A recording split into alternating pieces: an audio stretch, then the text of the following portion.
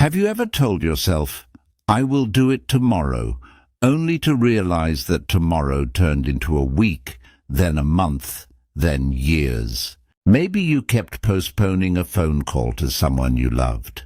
Maybe you kept saying, "There is still time," until one day there wasn't. Maybe you have learned, the hard way, that time does not wait for anyone, no matter how important we think our excuses are.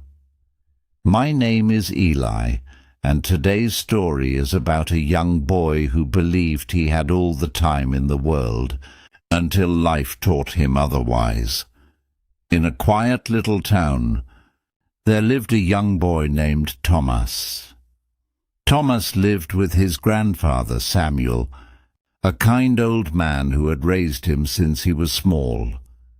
Every evening after school, Samuel would call out to Tomas, asking him to sit and talk, to share his day, to simply spend a little time together. But Tomas always had a reason to say no. "Not now, Grandpa. I will sit with you tomorrow," he would say, rushing off to play with his friends or watch something on his phone. Tomorrow became a habit. "Tomorrow I will help in the garden. Tomorrow I will listen to your stories. Tomorrow I will visit you properly." On Samuel's desk sat an old pocket watch, its hands frozen, stopped at the exact same time for as long as Tomas could remember. "Grandpa, why don't you fix that watch?" Tomas asked one day. "It's been broken for years." Samuel smiled gently, his eyes distant. "Some things are better left as a reminder," he said. "A reminder of what?" Tomas asked. Samuel paused for a long moment. "That time, once it stops for someone, it never starts again." Tomas did not understand. He shrugged and ran off to play, the way he always did. Weeks passed. Then months. Samuel kept inviting Tomas to sit with him in the evenings. Sometimes Tomas would say, "Just 5 minutes, Grandpa," and then leave after 2. Samuel never complained.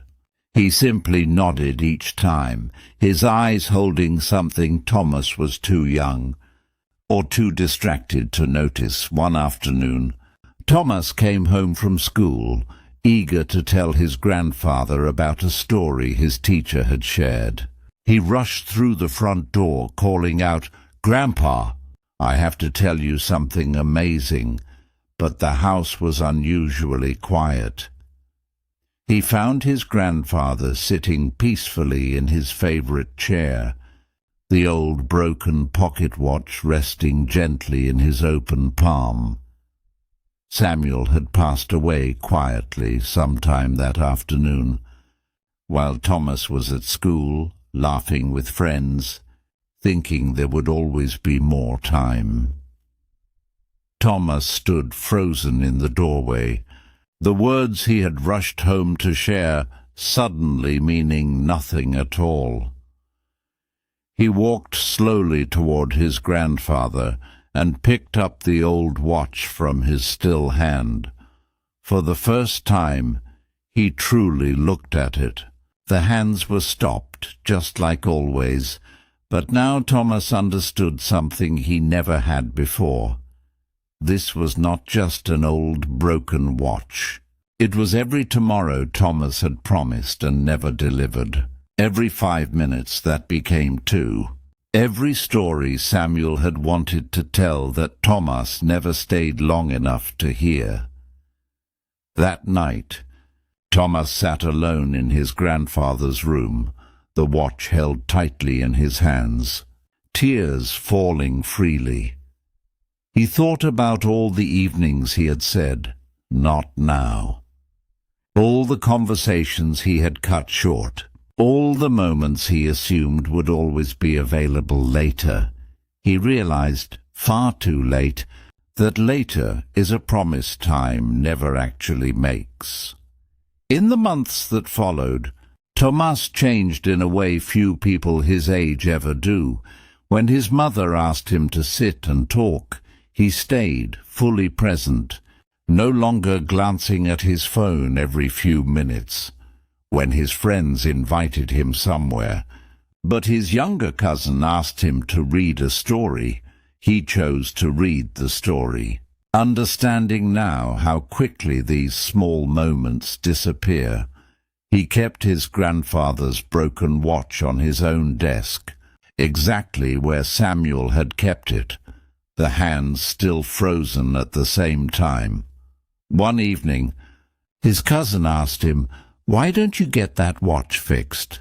It's been broken for years." Tomas smiled, the same gentle, distant smile his grandfather once had. "Some things are better left as a reminder," he said softly. "A reminder of what?"